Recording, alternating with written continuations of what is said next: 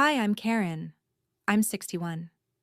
I used to think I understood silence, the kind that came after a long day when the dishwasher hummed and the news played low on TV. But after Robert died, I learned what real silence was. It wasn't quiet, it was absence. A thick, heavy nothing that filled every inch of our house.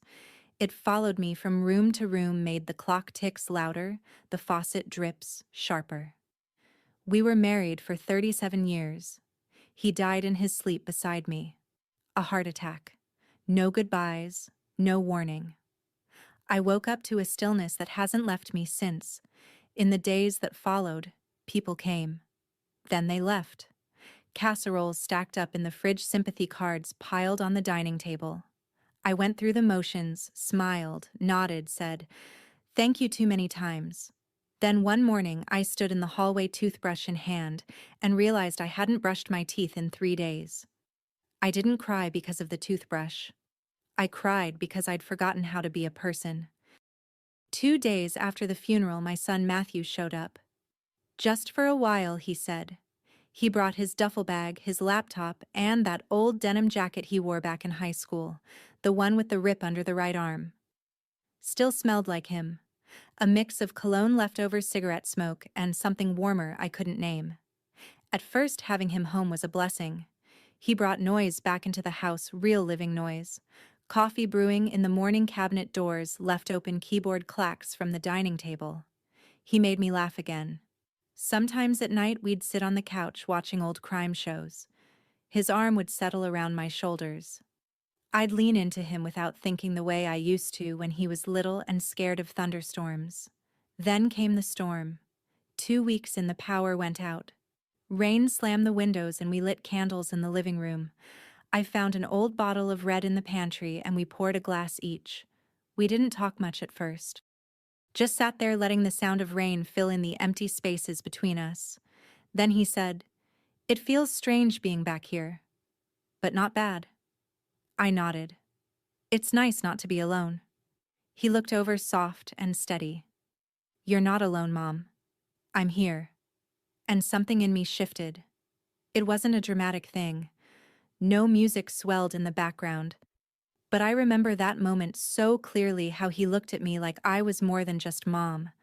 How my heart skipped. How I blamed the wine, the grief, the storm outside. But I knew. I knew something had changed. And just before he got up to blow out the candles, he paused behind the couch. His hand brushed my shoulder.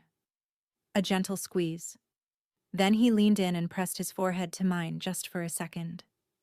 He didn't say a word, but I heard everything. The next morning, I tried to tell myself it was nothing. Just the storm. Just the wine. Just grief playing tricks on two people who'd been through too much. But that didn't explain the way Matthew looked at me over breakfast, or the way I looked back. He was standing by the kitchen window pouring coffee. The early light softened him, white t-shirt, damp hair, the same sleepy grin he used to flash when he was 10, and sneaking a Pop-Tart. "Want a cup?" he asked. I nodded. "Please." He handed me the mug, his fingers brushing mine. Neither of us pulled away right away, and something in my chest fluttered, not panic. Just awareness. We spent the day cleaning out the attic. I hadn't been up there since Robert passed. "Come on," Matthew said gently. "It's time." He wasn't wrong. The attic was dusty and dim, full of boxes labeled in Robert's handwriting. Old golf clubs, letters from college, a guitar he hadn't played in a decade. We sat cross-legged on the floor, sorting through the years. I found a photo, Robert holding baby Matthew at the beach. The waves in the background, the sun in their hair. I smiled without meaning to. Matthew took the photo, studied it. "You were a good mom," he said. "Still are." I looked at him then, not as my son, but as a man. 30 now. Broader in the shoulders. Eyes that held more than they used to. A quiet strength I hadn't noticed until now. He reached for my hand and held it. Warm. Gentle. "We're going to be okay," he said. And for the first time since the funeral, I believed him. That night, I couldn't sleep. I lay in bed staring at the ceiling fan, the soft whir barely filling the room. My mind ran laps. What was normal? What was expected? What would people say? But then I thought about being held, about being seen, and how for weeks now Matthew had been the only one to look at me like I was still here, still alive. He'd become a kind of light in all this grief. The next day we tackled the shed out back. The sun was hot. The air smelled like pine and dirt. We laughed more than we worked. At one point I tripped over a loose plank and Matthew caught me, his arms around my waist, holding me steady. I looked up. He didn't move. "You okay?" he asked. "Yeah," I whispered. But I wasn't. Not really. Something had just cracked wide open inside me. He stepped back, slowly cleared his throat. "Let's take a break." I nodded, pretending not to notice the way my hands trembled as I poured lemonade in the kitchen.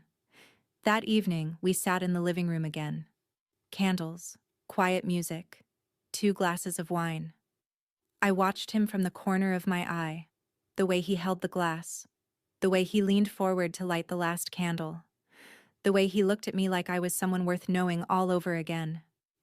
He didn't say anything. He didn't need to.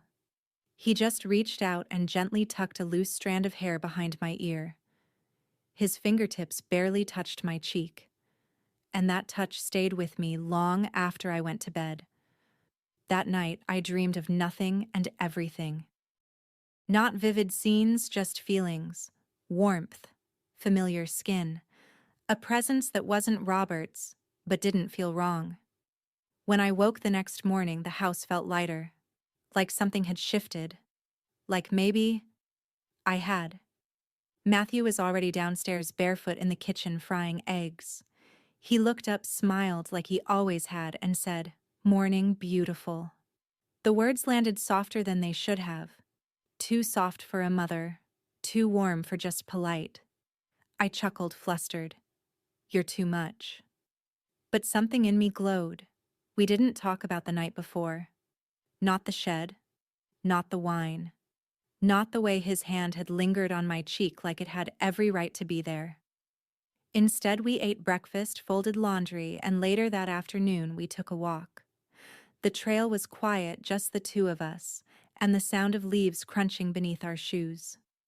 We crossed a small wooden bridge, the same one Robert and I had walked 100 times. But this time Matthew reached for my hand. No words, just fingers lacing with mine like it was second nature.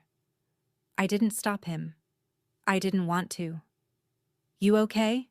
he asked, his thumb brushing the back of my hand. "Getting there," I said, and I meant it. We stood on that bridge longer than we needed to, just watching the stream below. His shoulder touched mine. I leaned into it.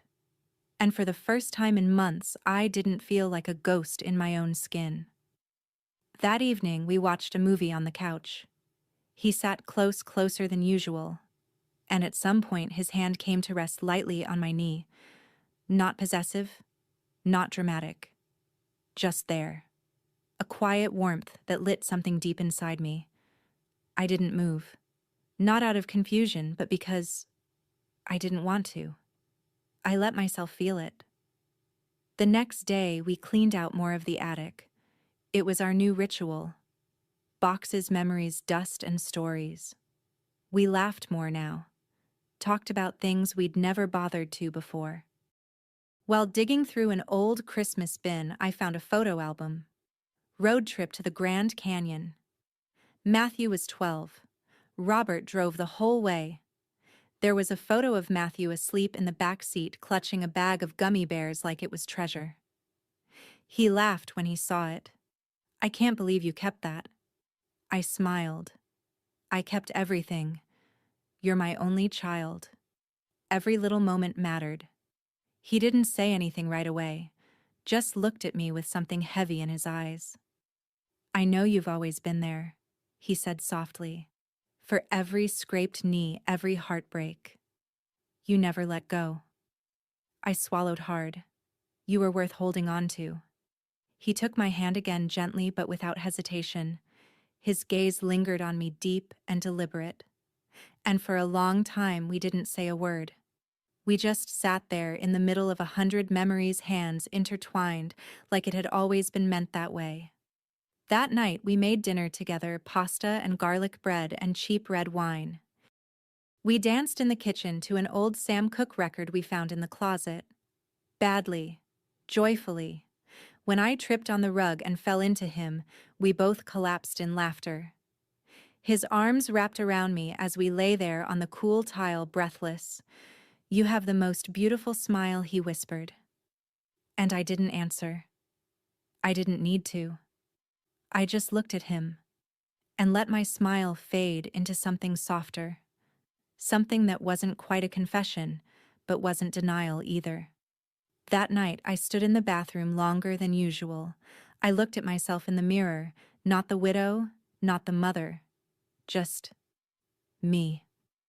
The lines around my eyes hadn't vanished, but there was color in my cheeks again. A softness in my expression I hadn't seen in months. I looked alive.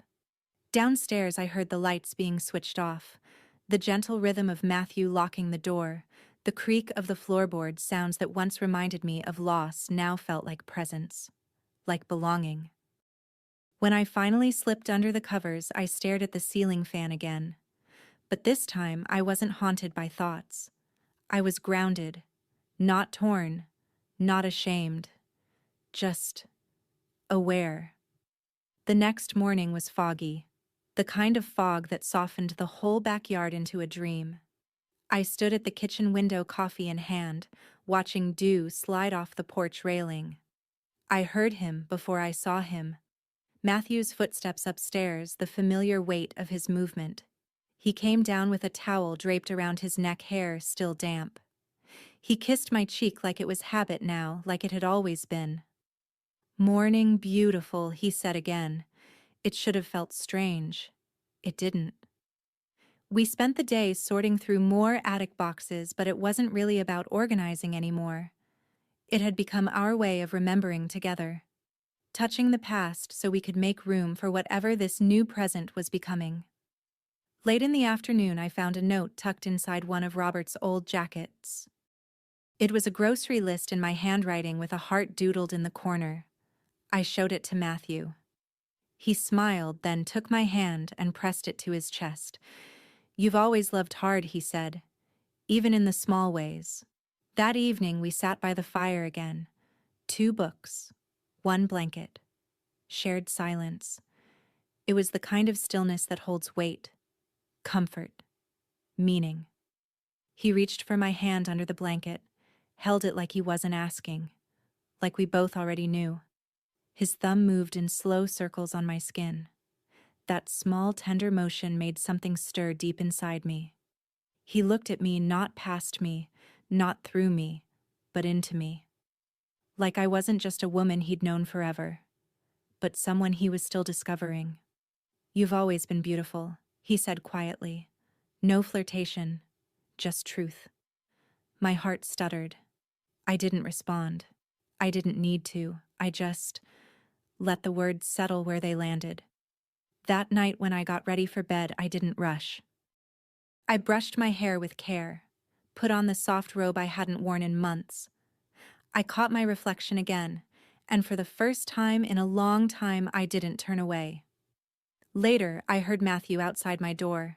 He knocked once. Soft.